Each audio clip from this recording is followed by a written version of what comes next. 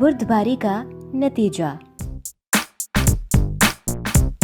ایک محلے میں دو ہمسائے پاس پاس رہتے تھے۔ ایک بڑا لڑکا تھا اور دوسرا دھیما اور دانا۔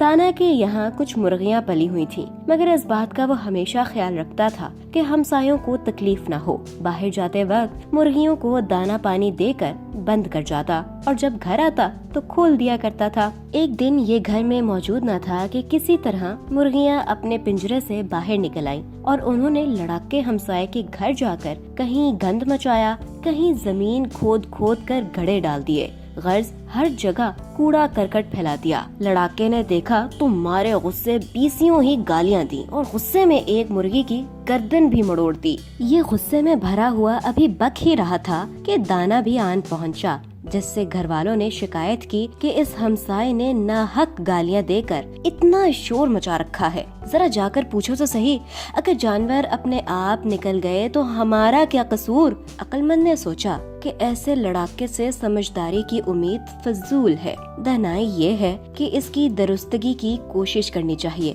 یہ سوچ کر وہ ہمسائے کے گھر گیا اور نرمی سے کہا، آج کسی طرح آپ سے آپ مرغیاں نکل گئی تھیں، مجھے افسوس ہے کہ انہوں نے آپ کو دقت دی، لائیے میں صحن میں جھاڑو دے دوں اور کچھ نقصان ہوا ہو تو وہ بھی پورا کر دوں۔ دانا کی ان ملائم باتوں نے لڑاکے کے دل پر بڑا اثر کیا، کیونکہ اسے تو ایک مرغی کا گلا گھونٹ دینے سے ہمسائے کی طرف سے لڑائی جھگڑے کا اندیشہ تھا۔ اس نے فوراً دانا سے معافی مانگی اور پھر کبھی ایسی حرکت نہ کی جس سے دوسروں کو تکلیف پہنچے۔